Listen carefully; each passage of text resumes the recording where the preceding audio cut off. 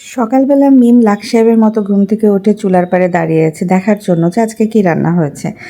এই যে দেখেন খাবারের থালটা নিয়ে এসে কিভাবে আলাদা করে বসে খাচ্ছে, মানে খাওয়া নিয়ে কোনো কম্প্রোমাইজ নাই মিমের ভেতরে।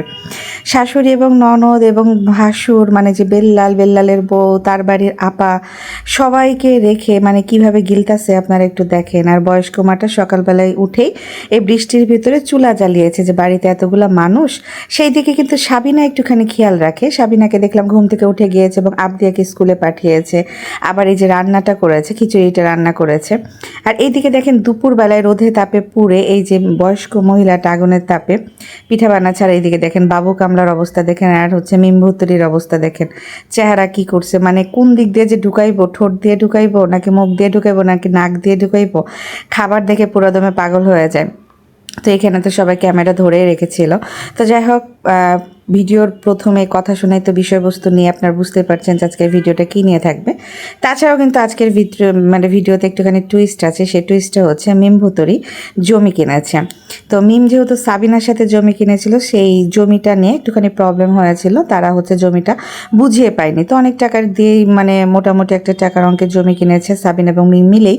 তো ওখানে তাদের বাড়ি করার কথা ছিল, মানে মিমের রিসেন্টলি বাড়ি করার কথা ছিল, তো সেটা করতে পারেনি কারণ জমিটার ভেজাল, জমিটা তারা মানে দলিল বুঝিয়ে পায়নি। তো এই কারণে এই সাবিনাকে বাদ দিয়ে মিমভুতুরি কিন্তু মাঝে আবার জমি খুঁজতে শুরু করে। তো একটা জমি পেয়েছে, তো মাঠের ভেতরে, পানির ভেতরে, বনে জঙ্গলে সে একটা জমি কিনে।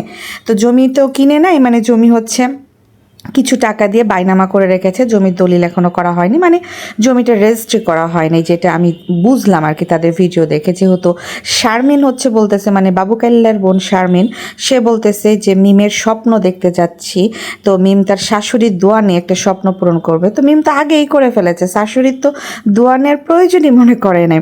তো যাই হোক ভিউয়ার্স, ভিডিওটা দেখতে থাকেন, আমি পুরোটাই আপনাদেরকে খুব স্পষ্টভাবে ক্লিয়ার করে কিছু কথা আলোচনার সহিত বলে দেব, কারণ তাদের ভিডিও দেখে আপনারা ক খ গ ঘ কিছুই বুঝবেন না, শুধু নাচানাচি, খাওয়া, ভিডিও, হাগা মোতা এগুলাই দেখবেন, আদারওয়াইজ আর ভালো কিছু পাবেন না।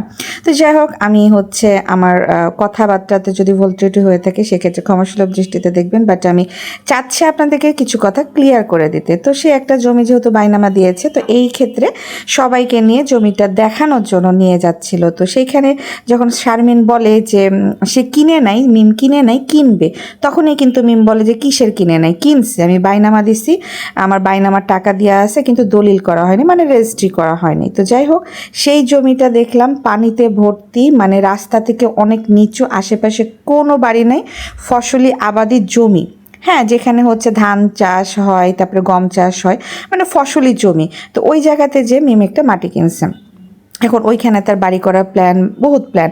তো এই যে খুকির বাড়িটার লোভ মিম ছাড়তে পারে না। এই খুকির বাড়িটাতে আসলে নাকি মিম বাতাস পায়, অক্সিজেন পায়, মিমের কাছে ভালো লাগা কাজ করে, যেটা বাবু কাল্লারও হয়। বাবু কাল্লাই যে আপনার খুকির ডাইনিং দিয়ে হেঁটে খুকির পেছন সাইডে, খুকির রান্নাঘরের পেছন সাইডে যে অক্সিজেন নেয়, বাতাস খায়, ওইদিকে প্রচুর বাতাস, প্রচুর হচ্ছে ভালো লাগে তাদের। তো ওই জায়গার মায়া সে ত্যাগ করতে পারে না মিম ভুতুরি, বিধায় মিম 12 মাসে 13 বার কিন্তু বাড়িতেই থাকে। তো এই কারণে সে, যেহেতু ভিউয়ার্সরা কমেন্টে গালিগালাজ করতেছে বাপের বাড়ি এসে পড়ে থাকেন, এই ক্ষেত্রে কিন্তু মিম হচ্ছে বলে দিচ্ছে যে এটা তার শ্বশুর বাড়ি। তো শ্বশুর বাড়ি বানাই দিছে, এই জন্য চাচা শ্বশুর, মানে চাচাকে তো শ্বশুর বানাই দিচ্ছে, মা বাপরেও শ্বশুর শাশুড়ি বানাইয়া দিচ্ছে, এরকম একটা ব্যাপার স্যাপার। তো মানে সে শ্বশুর বাড়িতেই আছে, এরকম রটনা রটনা। কিন্তু সাবিনা কি করবে? সাবিনা যে তার কাইল্লা পাইঠা দেবরটারে নিয়া আর তার মেয়ে দুইটারে নিয়ে এইখানে এসে হাতি বসে আছে, ওইদিকে যে আরিফ বাড়িতে একা একা কী করছে না করছে। আরিফের সাথে সাবিনা তেমন একটা সাংসারিক জীবনে কোনো সম্পর্কও নাই, শুধুমাত্র একটা বাচ্চা হয় দিয়ে বাপের বাড়ি পাঠাই দিয়েছে, যাও তুমি তোমার মতো পারো, আমি আমার মতো লাইফ এনজয় করি। আর সাবিনা এটা মেনে নিছে, কারণ সাবিনা এক জায়গাতে ধাক্কা খেয়ে এসে আর এক জায়গাতে বসত করছে। এখন আরিফ যতই খারাপ হোক, যতই নেশা করুক, যতই বাজে কাজ করুক, যতই সাবিনাকে অপছন্দ করুক, সাবিনা আরিফের বিরুদ্ধে মুখ খুলতে পারবে না, কারণ সাবিনা ফ্যামিলির বিরুদ্ধে যে আরিফকে জোর করে বিয়ে করে, যার কারণে সাবিনা কিন্তু এগুলা থেকে একটু দূরেই থাকে, বোনদের প্যাসাল থেকে। কারণ সাবিনা জানে এবং বলেও, ভিডিওতেও বলছে যে আমার বোনই আমার জীবন নষ্ট করছে, বোন বলতে তিশা মাহিনুর হক। তো এই বোনই হচ্ছে জীবনটা নষ্ট করছে, যার কারণে এই সাবিনা কিন্তু এগুলো থেকে একটু দূরেই থাকে। আজকে সেম মিম যখন হচ্ছে সবাইকে নিয়ে একটা ভ্যান নিয়ে মানে তার চাচা শ্বশুরের ভ্যানের উপরে তার জমি দেখাইতে নিয়ে যায় সবাইকে, তখন কিন্তু সাবিনা যায়নি, মরিয়ম গিয়েছে, কিন্তু সাবিনা কিন্তু যায় না। সাবিনা এবং আরিফ যেহেতু একটা জমি নিয়ে ঝামেলায় পড়েছে, যার কারণে মিম ভুতুরি কিন্তু সাবিনাকে আর এইসব বিষয়ে কোনো ধরনের কোনো কিছু বলে না। সাবিনা কিন্তু জমি দেখতেও যায় না, সাবিনা ছিল বাসায়, ক্যামেরা ধরেছিল। তারা যেহেতু ভিডিও করে, তারা তো ক্যামেরা ধরবেই, ধরে ধরে ভিডিও করবে, এটাই স্বভাব। কে কি খাচ্ছে, কখন কার মুখের সামনে যে একেবারে সামনে যে ক্যামেরাটা ধরে বসে থাকে। আর বেল্লাল তো প্রতিবন্ধী, এই বেল্লাল প্রতিবন্ধী যে কি অশ্লীলতা শুরু করছে ইউটিউবে তা বলার মতো না। আর হচ্ছে শারমিন এবং শাহিন বেল্লালকে দেখতেই পারতেছে না। গতকালকের একটা ভিডিওতে দেখলাম ভিউয়ার্স, মানে হচ্ছে যেহেতু দরজা লাগাই রাখতেছে, শারমিন বারবার বেল্লালকে প্রশ্রয় দিচ্ছে না, কারণ বেল্লাল কাইল্লা ভাবি করে কিন্তু শারমিনকে ডাকে। এইদিকে কিন্তু বেল্লাল নিজেও কাইল্লার ঘরের কাইল্লা। তো সেই ক্ষেত্রে কিন্তু সে শারমিন তার ভাবি তাকে আবার কাইল্লা ভাবি করে সমর্থন করতেছে। এই ক্ষেত্রে কিন্তু শারমিন মুখ ফুটাইতেছে না, কিছু বলতেছে না, কিন্তু ইগনোর করতেছে, সেটা কিন্তু ক্যামেরাতে স্পষ্ট বোঝা যাচ্ছে। তো যার কারণে যেহেতু শারমিন কোনো কথা বলতেছে না, কাইল্লা এই প্রতিবন্ধী বেল্লাল এই দরজা দিয়ে একবার ভাবি বলে, ওই দরজা দিয়ে একবার ভাবি বলে, তো শাহিন কিন্তু খুব বিরক্ত হয়েই ক্যামেরা ধরে বলছে, তুই যা তো এখান থেকে, তুই যা, তুই কি লেগে এই ঘর ওই ঘর ধরে বেড়াইতেছি, তুই যা এখান থেকে, তোর বাড়ি বিরক্ত লাগতেছে। এই কথাটা কিন্তু শাহিন ভিডিওতে বলে, কারণ শাহিন হচ্ছে শারমিনের ক্যামেরা ধরেছিল। শারমিন যেহেতু ঘর গুছাচ্ছিল, তো এই ঘর গুছানোর ভিডিওটা ক্যাপচার করতেছিল হচ্ছে শাহিন। তো সেই ক্ষেত্রে শাহিনের গলার টোনটা কিন্তু ক্যামেরাতে চলে আসে। তার বেল্লাল কিন্তু দাঁত বের করে হ্যাঁ হ্যাঁ করে হাসে। তখন কিন্তু শাহিন যখন বেল্লাল বলতেছে যে হচ্ছে কি করতেছেন ক্যামেরা ধইরা, আপনি আসেন, আপনার সাথে কথা আছে, চলেন ঘুরে আসি, তখন কিন্তু শাহিনের দিকে তাকে এমনভাবে চোখ দেখাইছে বড় বড় করে যে খবরদার যাওয়া যাবে না, মানে এরকম একটা ভাব। মুখে কিছু বলে না, বাট চোখ এমনভাবে দেখাইছে যে বলতে চাচ্ছে যে খবরদার তুমি ওর সাথে বাইরে যাবে না, এরকম। তো তখন হচ্ছে শাহিন বলল আমি যাবো না, আমার কাজ আছে। তখন হচ্ছে বেল্লাল চলে গেল। তো জিনিসগুলো মানে ওদের ভিডিওতে যেহেতু সবাই মুখের সামনে ক্যামেরা ধরে, ভিউয়ার্স কোনো কিছু আপনার বাদ যাবে না চোখে।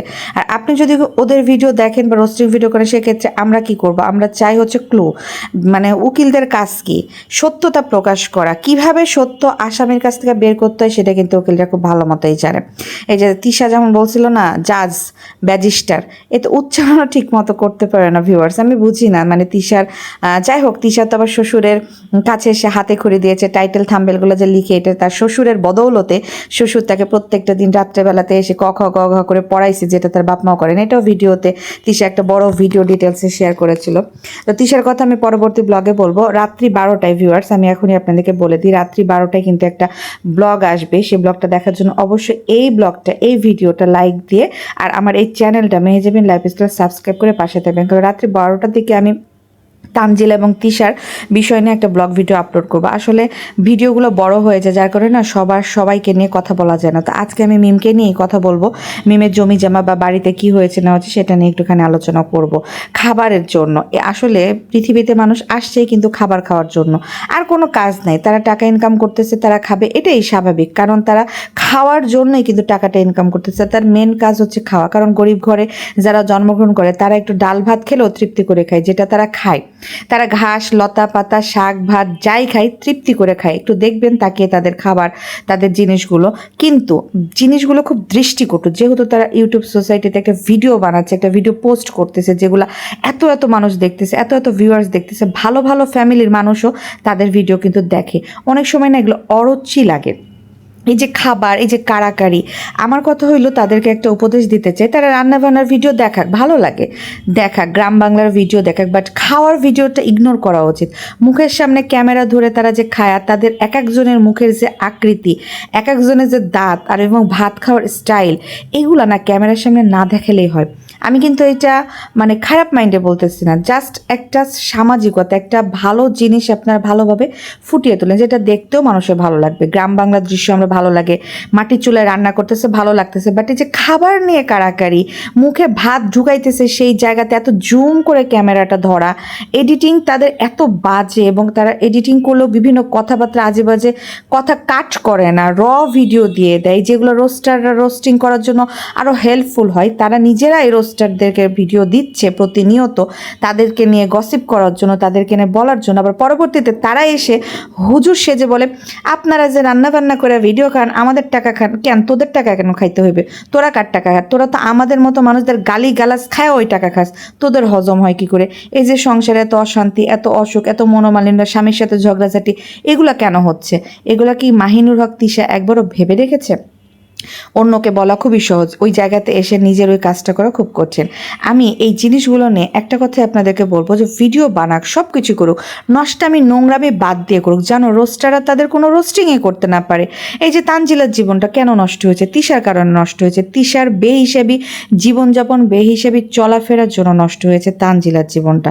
তানজিলাও সেম মেন্টালিটি বড় হয়েছে, সেমভাবে তার লাইফ লিড করবে এবং ভবিষ্যতে দেখবেন এই যে সাকিবের সাথে সংসারটা বেশি দিন যাবে না, স্টে করবে না, জীবনেও না। আমি এটা বলে রাখলাম, আপনারা লিখিত রাখেন। তারপরেও দোয়া করি, সংসার ভাঙা কখনোই আমার কাম্য না, কিন্তু তারা তাদের কর্মের ফল ভোগ করবে। নিজ নিজ যে কর্ম করছে, কর্মের যে একটা ফলাফল থাকে যেটা আল্লাহ প্রদত্ত, সেই জিনিসটা আসবে। এই যে মা খালাদের যে একটা বংশগত নেচার, সেইভাবে একটা পরিবেশে যে বাড়তিভাবে বেড়ে ওঠা মেয়েগুলো, এই যে ব্রোকেন ফ্যামিলির মেয়েগুলো, তারা কিন্তু ব্রোকেনই হয়। একটু খেয়াল করে দেখবেন, কখনো ব্রোকেন ফ্যামিলিতে মেয়েদের কপালে আমি ভালো কিছু দেখি নাই।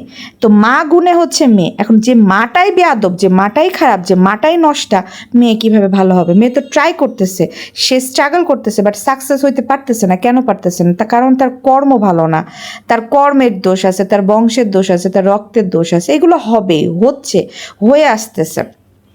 ভিউয়ার্সদের এত এত গালিগালাজ করে, তিশা আঙ্গুল উঁচিয়ে উঁচিয়ে কথা বলে, বিভিন্ন রকমের আজে বাজে মন্তব্য করে।